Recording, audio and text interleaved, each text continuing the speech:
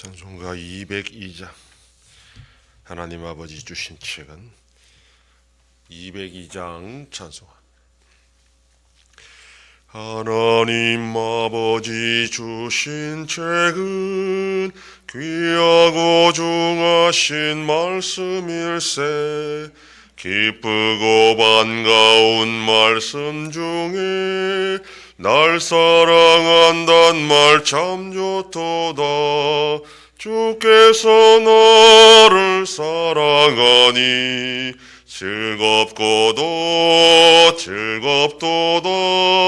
주께서 나를 사랑하니 나는 참 기쁘다.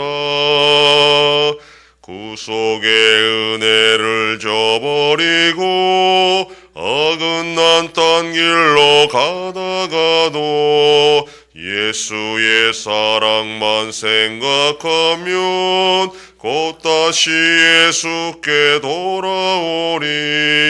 주께서 나를 사랑하니 즐겁고도 즐겁도다. 주께서 나를 사랑하니 나는 참 기쁘다. 구주의 영광을 바라보며 예수의 이름을 찬양하리. 영원히 찬양할 나의 노래 예수의 이름이 귀하도다.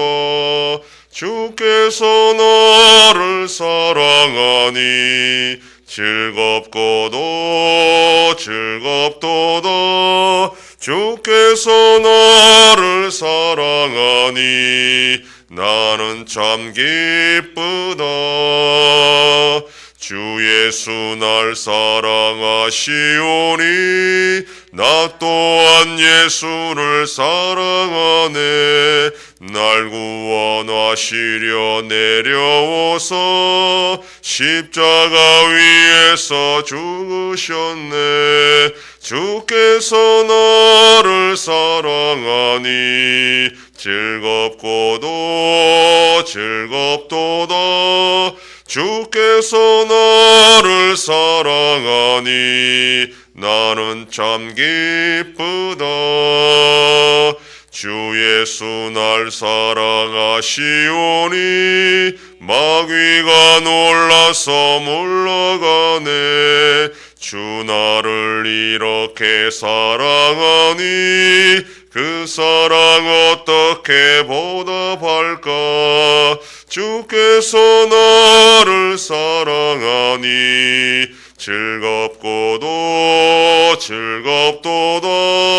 주께서 나를 사랑하니 나는 참 기쁘다. 전능하사 천지를 만드신 하나님 아버지를 내가 믿사오며 그 외아들 우리 주 예수 그리스도를 믿사오니 이는 성령으로 잉태하사 동정녀 마리아에게 나시고 본디오 빌라도에게 고난을 받으사 십자가에 못 박혀 죽으시고 장사한 지 사흘 만에 죽은 자 가운데서 다시 살아나시며 하늘에 오르사 전능하신 하나님 우편에 앉아 계시다가 저리로서 산자와 죽은 자를 심판하러 오시리. 성령을 믿사오며 거룩한 공예와 성도가 서로 교통하는 것과 죄를 사하여 주시는 것과 몸이 다시 사는 것과 영원히 사는 것을 믿사옵나이다. 아멘. 하나님 말씀 요한복음 18장 12절에서 18절까지의 말씀. 신약성경 179페이지. 요한복음 18장 12절에서 18절까지의 말씀 한 절씩 교독합니다. 이에 군대와 천부장과 유대인의 아랫사람들이 예수를 잡아 결박하여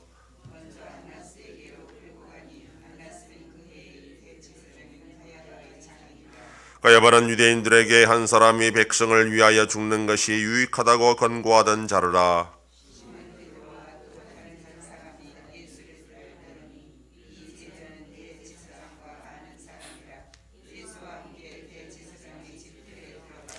베드로는 문 밖에 서 있는지라 대제사장을 아는 그 다른 제자가 나가서 문 지키는 여자에게 말하여 베드로를 데리고 들어오니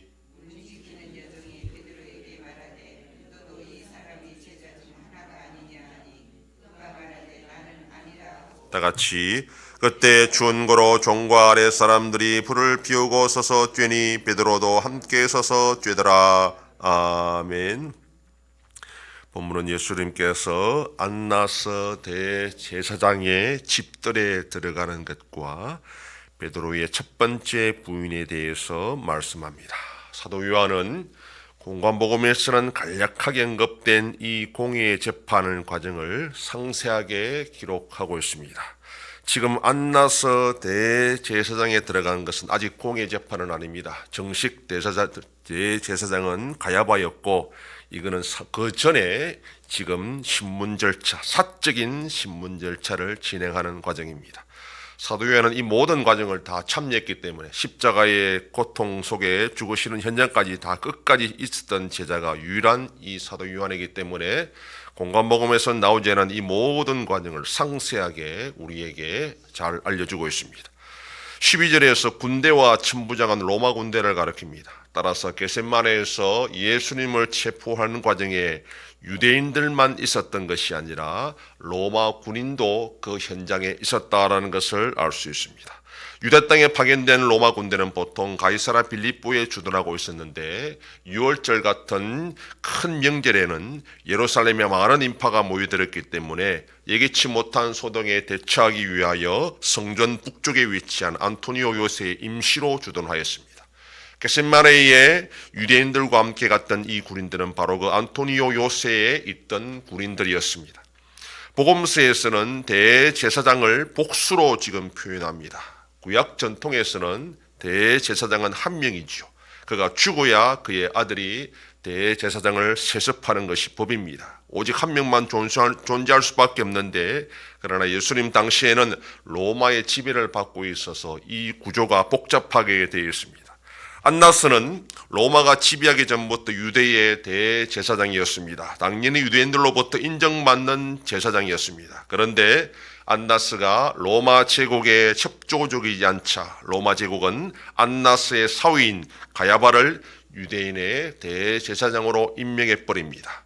적자도 아닌, 그러니까 아들도 아닌 사위가 대제사장이 될 수가 없습니다. 율법에 의하면. 그러나 로마의 지배를 받는 상황에서 성전의 자치권을 얻기 위해서는 어쩔 수 없는 선택이었다. 그렇게 바라보기도 합니다. 그래서 예수님 당시에는 생존하는 2명의 대제사장이 있게 된 것입니다. 14절에서 가야바를 소개하면서 11장에서 했던 말을 다시 인용합니다. 14절은 단지 가야바가 누구인지를 소개하는 것이 아니라 그가 한 말, 즉 한 사람이 백성을 위하여 죽는 것이 유익하다 하는 이 권고했던 말이 지금 실제로 이제 이루어지고 있다는 것을 보여주는 것입니다. 15절에는 2명의 제자가 등장합니다. 한 명은 베드로고 또 다른 한 명은 익명입니다. 이 제자가 누구인가? 대제사장과 잘 아는 사람으로 소개하고 있는데 전통적으로는 사도 요한으로 우리가 다 이해를 합니다. 그런데 갈릴리 어부 출신이 어떻게 예루살렘의 대제사장을 개인적으로 알 수 있을까? 여기에 많은 의문을 제기하기도 합니다. 그러나 요한의 아버지 이가 갈릴리에서 품꾼을 부릴 정도로 부자였다는 것을 감안한다면 갈릴리 지방의 유지로서 예루살렘의 대제사장과 개인적 친분이 충분히 있을 것이다. 그렇게 추정을 하기도 합니다. 그리고 또 한편에 사람들은 생각하기에 이 사람은 이름은 알려지면 안 되는 중요한 인물이었기 때문에 그리고 공예의 사람이었기 때문에 이름을 밝히지 않았을 것이다. 이렇게 추정합니다. 그러나 이미 이 복음서에는 공예의 사람인 니고데모와 또 아리마대 요셉 같은 그런 중요한 사람의 이름을 밝히고 있기 때문에 굳이 이 사람의 이름을 숨길 필요가 없다. 그래서 교회는 정통적으로 이 익명의 제자는 바로 사도 요한이었을 것이다. 그렇게 다 추정하고 받아들이게 됩니다. 사도 요한은 안나스 대제사장을 잘 알기 때문에 복음서에는 설명하지 못하는 여러 복잡한 신문 절차를 상세하게 기록하고 있습니다. 공간복음에는 간략하게 그냥 공의 재판을 받았다 그렇게 말합니다. 또한 나머지 제자는 이미 게세바네에서 예수님이 체포될 때 다 도망치고 없습니다. 오직 이 유일한 과정을 제대로 아는 사람은 바로 이 사도 요한이었고, 요한을 통해서 우리가 예수님이 어떻게 심판받고 빌라도 앞에서 말했고 마지막 십자가를 치고 가는지를 그 모든 과정을 우리에게 상세하게 알려주고 있습니다. 요한은 예수님과 함께 먼저 대제사장 집으로 들어갑니다. 그러나 베드로는 그렇지 못했기 때문에 요한이 문지키는 여자에게 부탁해서 베드로를 대제사장 집으로 들어오게 합니다. 요한이 안나서 대제사장 집에 자주 드나들었기 때문에 가능한 일이었습니다. 문을 통과하는 과정에서 문지키는 여자가 베드로를 알아보고 예수님의 제자가 아니냐 그렇게 묻습니다. 베드로는 무심결에 아니라 그렇게 말하고 문을 통과해서 그 집들에서 불을 쬐게 됩니다. 베드로의 첫 번째 부인은 얼떨결에 자신도 모르게 이루어졌습니다. 체포된 예수님이 어떻게 되었을까? 지키지 못하는 죄책감 때문에 그 모든 과정을 살펴보고 싶어서 그렇게 궁금증 때문에 빨리 문을 통과해야 되겠다 하는 건 생각으로 아마 부인을 했을 것입니다. 그러나 이 한 번의 부인은 다음 분의 부인을 보다 더 쉽게 만들어주는 역할을 했다는 것을 우리가 알 수 있습니다. 베드로는 도망치다가 위기를 모면하기 위해 어쩔 수 없이 예수님을 부인한 것이 아니었습니다. 예수님이 어떻게 되는지 궁금해서 따라가다가 부인한 것입니다. 베드로는 끝까지 예수님을 함께하고자 했고 또 그것 때문에 어쩔 수 없이 그렇게 했다 변명할 수도 있습니다. 그렇지만 결국은 그는 예수님을 부인하는 자리에까지 나갈 수밖에 없었습니다. 다른 제자들은 다 도망쳤지만 베드로는 끝까지 예수님과 함께하겠다 약속했고 그 약속을 나름대로 지키기 위해 노력하는 과정에 지금 이 틈이 벌어져 버렸고 그 틈으로 마귀가 지금 유혹을 했던 것입니다. 마귀는 우리가 생각지도 못하는 상황에서 조금의 틈으로 타고 들어와 우리를 넘어지게 하는 그런 존재라는 것을 우리가 잘 알아야 됩니다. 사람들은 나름의 합리화와 자기 변명으로 어쩔 수 없었다, 원래 의도는 그런 것이 아니었다 이렇게 변명합니다. 그러나 마귀는 바로 그 틈을 결코 놓치지 않고 그 기회를 이용해서 그 성도를 넘어지게 하는 것이 마귀라는 것을 우리가 잘 기억을 해야 됩니다. 우리의 신앙은 항상 성령 충만할 수가 없습니다. 느슨해질 때에 마귀는 언제든지 그 틈을 타고 들어와서 우리의 믿음을 넘어지게 만드는 그런 일을 하는 자라는 것을 기억해야 됩니다. 그러므로 항상 우리는 말씀과 기도로 무장해야 되고 주님 오실 날이 가까울수록 마귀는 더욱더 성도를 넘어지게 하기 위하여 현안이 되어 있다는 것을 기억해야 됩니다. 오늘도 말씀과 기도로 무장하여 이 영적 전쟁에 패하지 않고 승리하는 복된 하루가 되기를 소망합니다. 기도하겠습니다. 하나님 아버지 감사합니다. 지난밤도 지켜주시고 또 이 새벽을 깨우며 주님 앞에 나와 기도하고 오늘 하루도 살아가게 하시니 감사합니다. 베드로는 어찌하는 가운데에 의도하지 않게 예수님을 부인하는 자리에까지 나갔지만 그 틈을 마귀는 놓치지 않고 결국 그를 넘어지게 하였습니다. 하나님, 우리가 신앙생활을 하는 동안에 결코 자만하지 않게 하시고 선줄로 생각하는 자는 넘어질까 조심하라 하였사오니 항상 말씀과 기도로 이 영적 전쟁에 임할 수 있는 우리 모두가 되게 하여 주시옵소서. 하나님 아버지, 우리 나라와 함께 하셔서 은혜로 이 나라가 올바로 나갈 수 있도록 지켜 보호하여 주시옵소서. 전쟁 속에 있는 나라들을 불쌍히 여겨주시고 속히 전쟁에 종식되고 평화가 임하게 하여 주시옵소서. 한 손 깨와 함께 하셔서 새 일을 행하여 나타내심으로 하나님께 영광 돌리는 우리 교회가 되게 하여 주시옵소서. 성도의 가정과 생업에 복을 더하여 주셔서 감사가 넘치는 가정이 되게 하여 주시옵소서.